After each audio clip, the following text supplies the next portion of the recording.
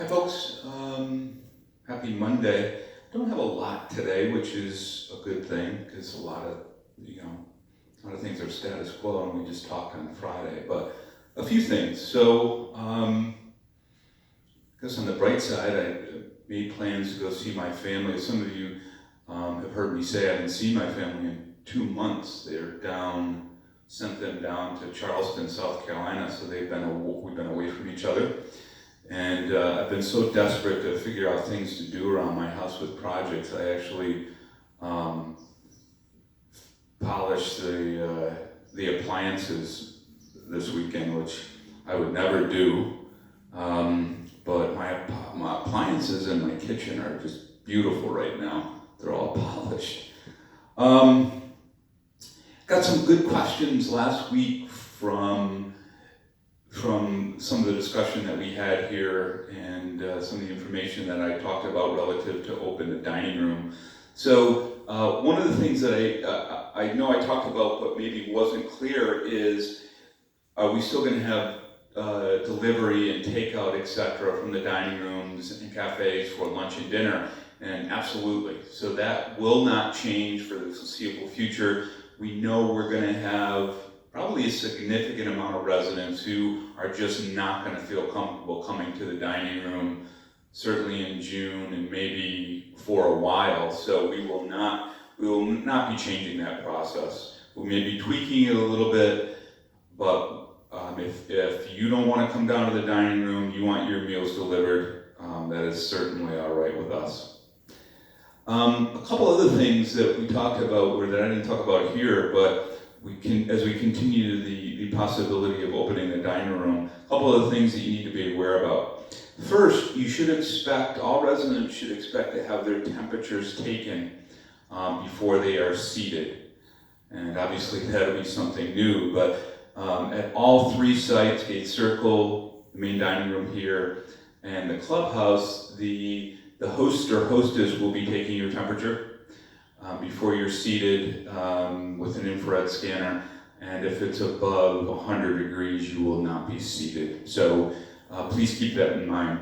Also, we're exploring the possibility of putting plexiglass dividers on each table that you unfortunately will have to look through to have a conversation with the person in front of you. As we talked about, each table will only have a maximum of 2 residents. The residents will not be allowed to sit next to each other. They'll face each other, and chances are there'll be a plexiglass divider between the 2 of you, because when you're eating, of course, I assume you will not have your mask on, but it will be mandatory to wear a mask to the dining room. Obviously take it off when you're eating, and then wear a mask leaving the dining room.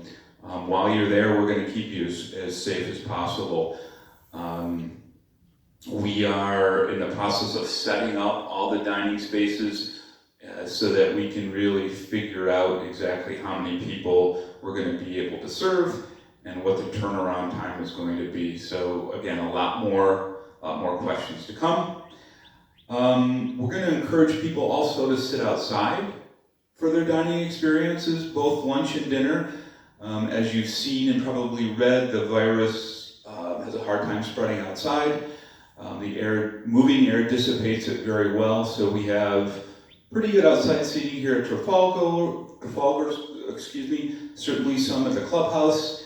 We'll make sure that we have that set up. Also, we have several areas or several seating arrangements, tables and chairs at Gate Circle as well, and we'll make sure that it's set up, and we're going to encourage people to sit outside at all 3 places, and we're going to plan on serving outside as well. I do plan on putting some additional seating around the pond this week. We've had a lot of questions about that. The weather's getting better. It's not going to be a lot. I'll put a few more out there. But again, I encourage people to continue their social distancing habits, which have been pretty good. Wear a mask when you're sitting and talking to somebody on one of the benches, etc. Let's continue to practice very safe habits. I mentioned staff testing is starting this week, so starting on Wednesday, all staff will be getting the COVID-19 tests every week. We'll be doing about 300 tests in total here at Canterbury weekly. I'm actually getting my first antibody test today.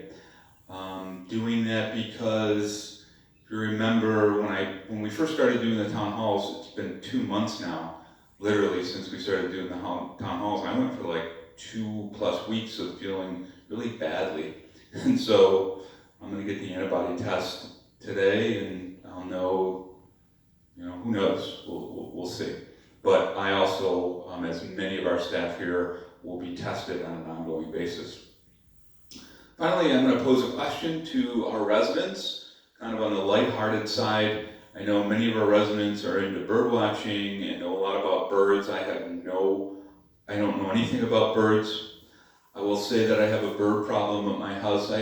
My house is brick all the way around. There's no wood, there's no siding, and there's some metal flashing at the top where the roof meets the brick. And so every morning at 6:15, a woodpecker comes and lands on the side of the house and pecks like a jackhammer on the side of this metal flashing. And it's not only one spot, it's all around the house. And I run outside sometimes and the damn thing flies away very quickly. I guess they're easily startled.